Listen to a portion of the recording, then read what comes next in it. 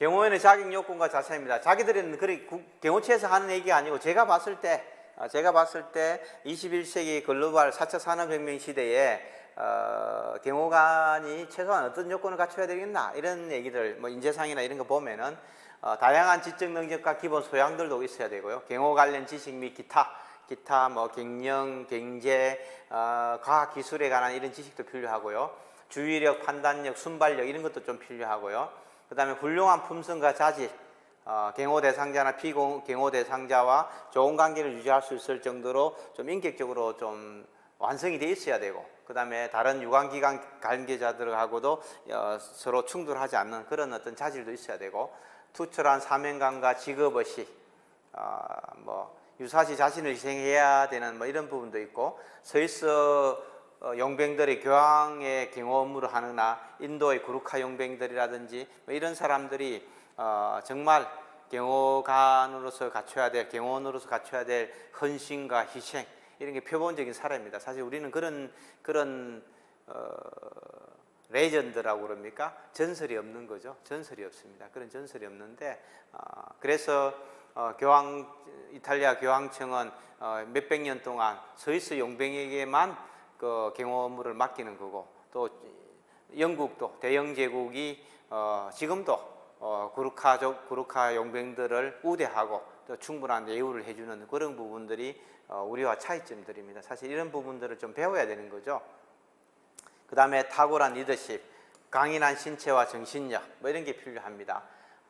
그리고 뭐 자신의 신체와 생명을 희생할 수 있어야 되고, 그 다음에 불가피한 상황 외에는 공격을 하면 안 됩니다. 경호관은 경호 대상자를 보호하는 게 임무지 공격자를 공격하고 퇴치하는 게 임무가 아니거든요. 그래서 공격하면 안 됩니다. 공격하면 안 되고, 근무지를 절대 사수해야 되고, 정신이 육체를 지배한다고 생각하고, 경호 업무가 단조롭고 단순하고 지루하고 이런 업무입니다. 사실은 뭐 그렇게 이렇게 액티브하지 않거든요. 방어한다는 것은 굉장히 긴장해야 되고, 끝없는 긴장 속에서 0.1초라도 방심하면 안 되고, 굉장히 어려운 임무입니다. 경호라는 업무가 굉장히 어렵습니다. 잘해야 본전이죠. 잘해야 본전입니다. 이런 일들을 하려고 그러면은 정신이 살아있어야 되는, 정신이 육체적인 건강만 갖고 버틸 수 있는데 한계가 있습니다. 그래서 정신이 육체를 지배한다고 생각해야 되고, 보지도 말고 듣지도 말고 말하지도 말고, 그러니까 경호하는 과정에서 들었던 얘기, 봤던 것들은 절대 발설하면 안 됩니다. 그런데 이제 그런 것들을 다니면서 자랑스럽게 동료나 또 주변인한테 떠드는 그런 사례들이 이제 조금씩 생긴 거죠. 보안에 대한 인식도 없어지고 뭐 이런 것들이 지금 안 지켜지고 있다 이렇게 볼 수 있는데, 어쨌든 이런 것들이 있어야 프로 경호원으로서 대접을 받을 수 있는 거죠.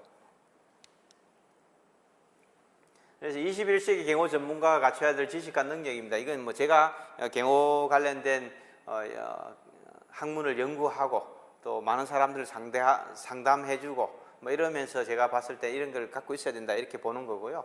업무 지식은 경호 업무라든지 정보 분석, 뭐 실제 선발대로 가서 현장을 파악하고 또 경호위에 관련 첩보들을 수집했으면은 그거를 분석해서 뭔가 경호 계획을 수립하고 예방 조치를 할 수 있는 하려면은 정보를 분석해야 됩니다. 사실 그 분석이라는 게 굉장히 고차원적인 업무이기 때문에 정보기관들도 쉽지 않은 일입니다. 그런데 제가 봤을 때는 경호처에는 아직도 이런 기능들이 거의 존재하고 있지 않다 이렇게 볼 수 있을 것 같아서 뭐 이런 거 중요하게 생각하고 있고요. 그 다음에 서베일런스입니다.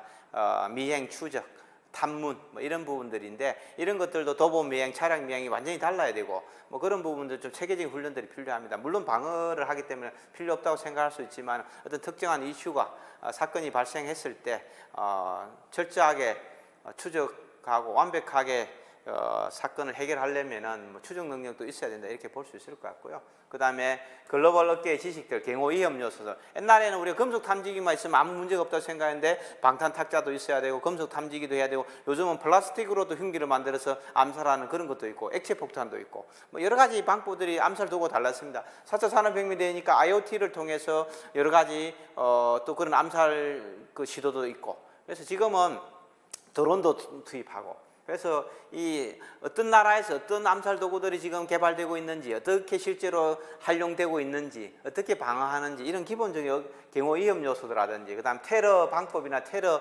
동향들 이런 것들도 알아야 되고, 또 실제로 어떤 우리가 대통령이 방문 국가의 그런 위험 요인들도 예측해서 대비해야 되는 거죠. 83년도에 미얀마 아웅산 국립묘지 폭발 사건도 실제로 그 미얀마 당국이 자체적으로 경호를 완벽하게 수행할 것이라 생각해서 우리 경호처는 아무것도 하지 않았던 거죠.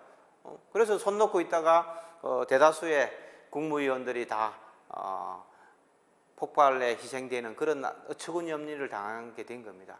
그래서 사실은 현지 경호 조직이나 경찰을 신뢰를 해야 되겠지만 우리 스스로도 경호 위험 요인들을 파악하고 대비하고 검측하는 이런 훈련들이 끊임없이 해야 되고, 그렇게 대비하지 않으면은 대통령의 안위를 100% 보장할 수 없다, 이렇게 볼 수 있을 것 같습니다. 특히 테러가 일상화되고 있는 지금 21세기에는 더욱더 그런 부분에 대한 지식이 필요하지 않나 이렇게 생각이 듭니다.